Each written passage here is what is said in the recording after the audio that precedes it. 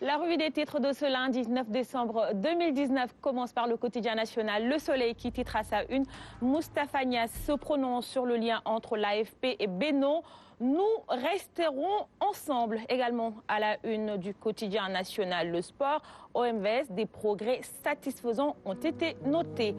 Autre titre ce matin, à la une de Source A, attribution du contrat d'affermage d'eau à Suez au détriment de la SDE, ce qui a fait flasher l'État. Suez s'est engagé à réaliser 60 km de conduite par an, là où sur 214 km de renouvellement des canalisations, seuls 106 km ont été réalisés par la SDE.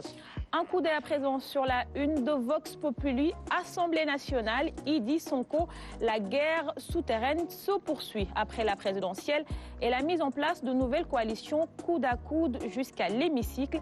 Déthié Fall assure le duel par procuration contre le leader de PASTEF.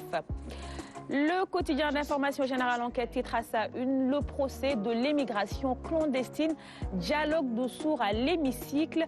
Également à la une du quotidien Enquête, on peut lire règlement numéro 5 de l'UEMOA, la frilosité du barreau mise à nu. Place à présent à Libération qui titre à sa une business des billets noirs. Les complices de Bougazeli parlent et se tirent dessus. Aveu sur PV, Mamadou Diop dit Dave, Ousmane Dione alias Guess, Maledjan et Khalifa Dia se confessent après Omar Samb et Moussa Ouedraogo. Toujours à la une du quotidien Libération, exclusive, une première dans les annales judiciaires, 2 militaires envoyés devant la chambre criminelle pour braquage, c'est-à-dire à la une du quotidien Libération. Place à présent à Dakar Times qui titre à sa une les relations entre le Sénégal et la Guinée-Bissau. Les effets d'une victoire de Mbalo, c'est-à-dire à la une de Dakar Times qui dit enfin la problématique liée à l'exploitation du pétrole offshore entre le Sénégal et la Guinée-Bissau ainsi que l'équation autour du traçage des frontières entre les deux pays pourrait avoir une solution définitive vu les relations amicales et fraternelles qui existent entre les présidents Macky Sall et Mbalo. Place à présent au quotidien L'Observateur qui titre à sa une en football, Gana Gueye au cœur d'une arnaque à 32 milliards de francs CFA. Également à la une du quotidien du groupe GFM, naufrage d'une embarcation de migrants au large de Nouadhibou, histoire d'une tragédie, le destin tragique de 2 frères. La femme d'une des victimes est en état de grossesse avancée. Les migrants dopés par l'arrivée en Espagne de 84 migrants qui ont embarqué le jour du Magal. Une autre embarcation de 196 personnes interceptée le jour du naufrage par la marine mauritanienne. Les quotidiens sportifs à présent, on commence avec Stade qui titre à sa une week-end des Lions, Baldé et Diédu buteur. Mbaye Niang s'éclate avec un doublé. Niang, 21 buts sur l'année civile 2019. Le Sénégalais désormais à 2 buts du record de frais.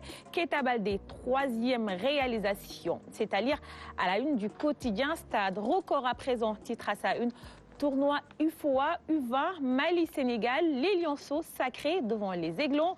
Youssoupha Dabo, roi de l'UFOA.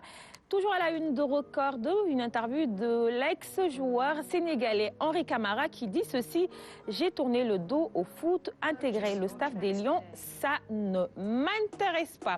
Pour terminer, sous nos lampes qui titre à sa une, Modelo, Tafa rompt le silence, les cachets avoisinent les 300 millions de francs CFA. Et également une interview de Tafa Diop à lire à la une de Sous nos lampes. J'ai perdu près de 100 millions. Je leur dois 25 millions chacun. Tout ça, c'est à lire à la une de Sous nos lampes. C'était tout pour la revue des titres des journaux qui nous sont parvenus ce matin. Mais dans Kenkiliba, on les offre à notre invité, commandant Malik Ndiaye, c'est pour vous. On vous les offre. 6h47, vous suivez toujours la RTS, votre émission matinale Kenkiliba, le premier numéro de